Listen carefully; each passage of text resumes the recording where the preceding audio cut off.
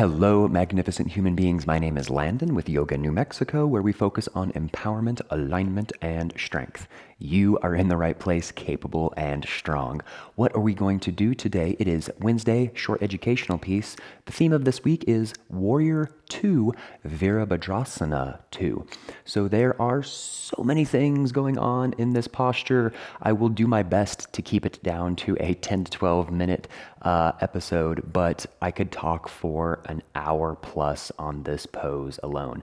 Lots of things to get into. So go ahead and roll out your mat and I will roll the intro screen.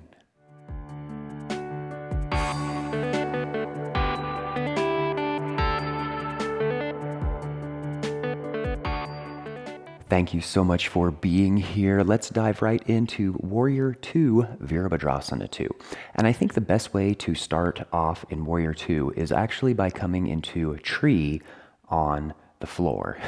Now, I know that sounds weird, but there are lots of little things that happen in our hips that we need to pay attention to. So this other pose is kind of a great way to illustrate the feeling that you should be getting in your hips in that Warrior 2. And then we'll build up to Warrior 2. So laying down on the mat, bring up your right heel, set it down next to your glute, and then let your knee fall on down. So place your hands here, on your hips, and this right hand on that thigh. And as you press down, you feel this opening that happens in your hips. So kind of that classic cue, this is a hip opener from the front because it really opens up your hips from the front.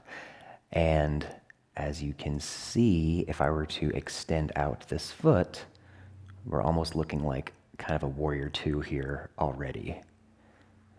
So that is kind of the initial thing to note in your Warrior 2 is you want to have that opening in your hips from the front.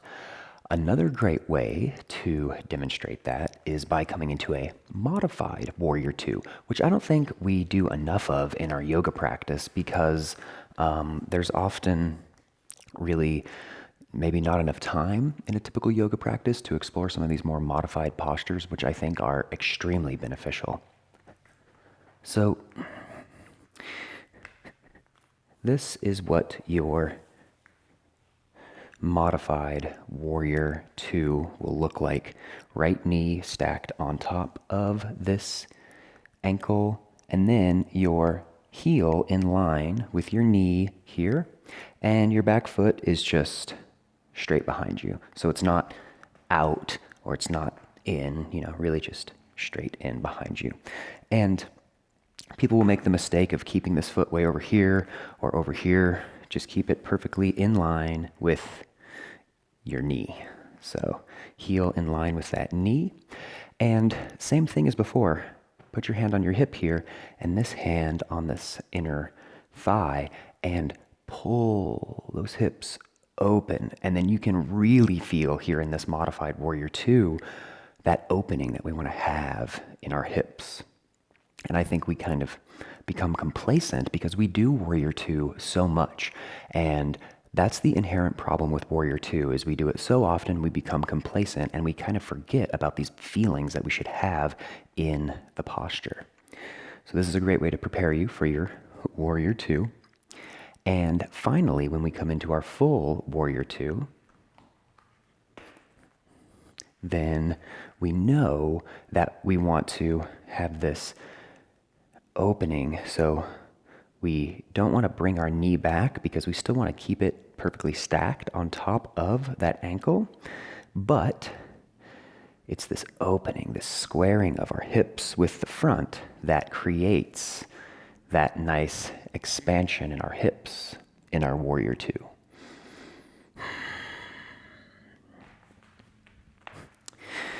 So that is the first part of Warrior 2 is making sure that you have that good opening in your hips.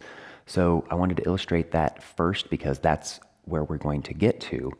And then now let me explain some of the nitpicky sort of alignment things that we need to do in our Warrior Two. So I have often heard heels in line in your Warrior Two, and I think this is okay for some. I actually prefer the cue of heel in line with the middle of your arch. Now, you're only moving this back foot by maybe 4 inches one way or the other, but the principles are still the same. You still want to engage those inner thighs, keep this right knee stacked on top of your ankle, arms out, eye gaze forward. So really, all the other principles are the same, except for where you kind of put this back foot. So what I would say is, see which one you like best. Look at yourself in your Warrior Two and see if having your heels in line works best for you, or having that front heel in line with your back arch. So whichever one you think is best. I can tell you this, if you want to explore the more balancing side of your Warrior Two, bring your heels in one line, because you get this sensation of kind of falling backwards. And it's cool because it adds a subtle balance element to your Warrior Two, which I enjoy. Now, here's the next thing about your Warrior Two is we often hear people say, tuck your tailbone or engage your pelvic floor. And this is kind of a touchy subject because we hear this cue a lot, and a lot of people have these low back issues.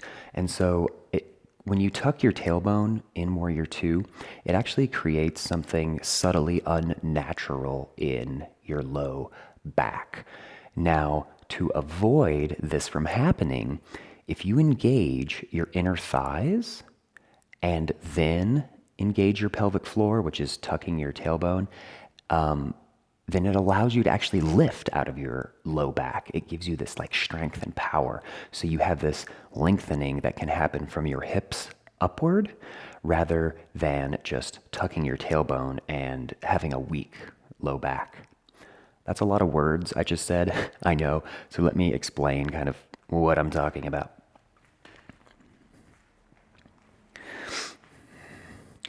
So let's assume you're in your Warrior Two, and this can be your Warrior Two. That's fine. It could be nice and shallow as long as your hips remain relatively square with the front.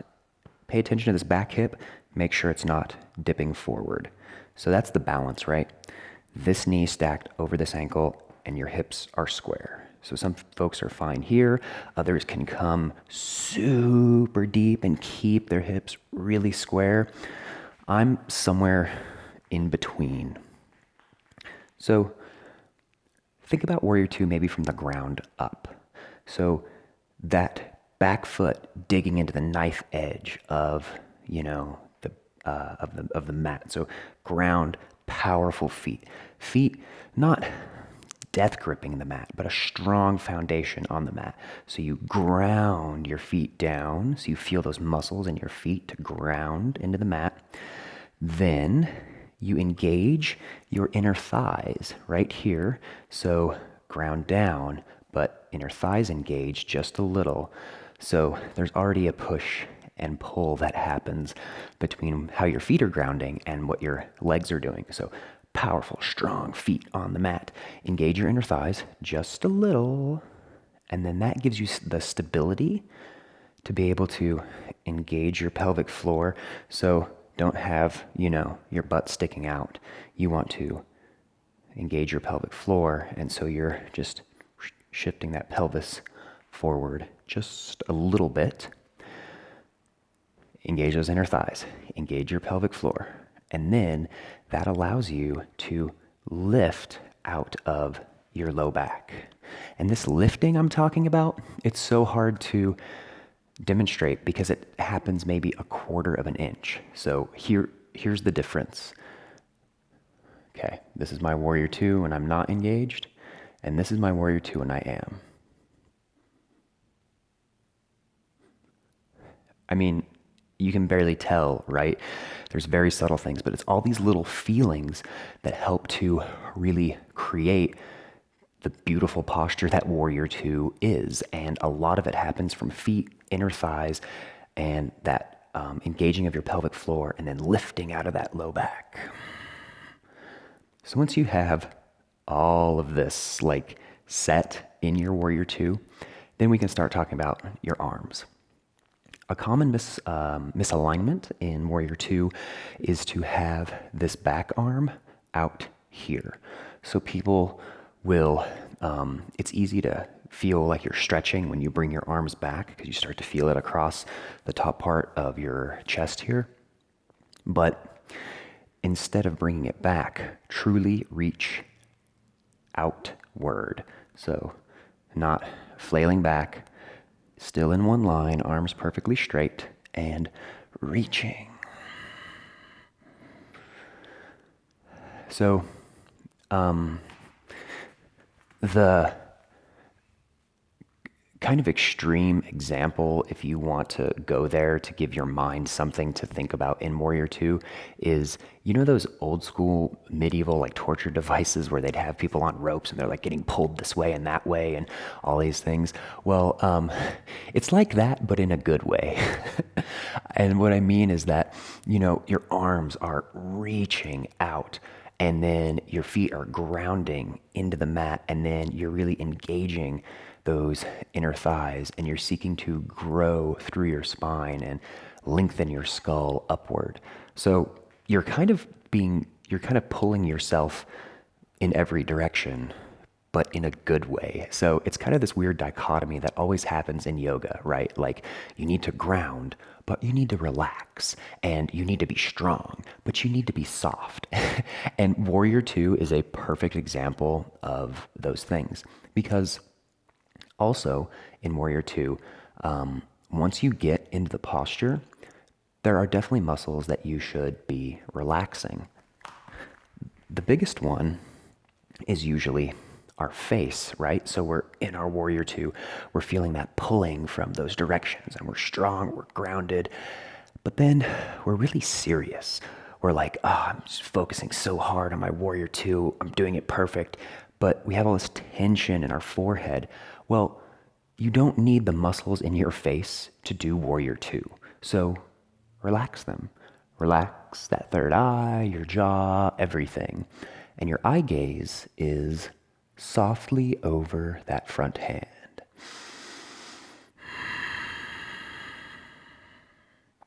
And I always say softly because it encourages you to, relax, calm.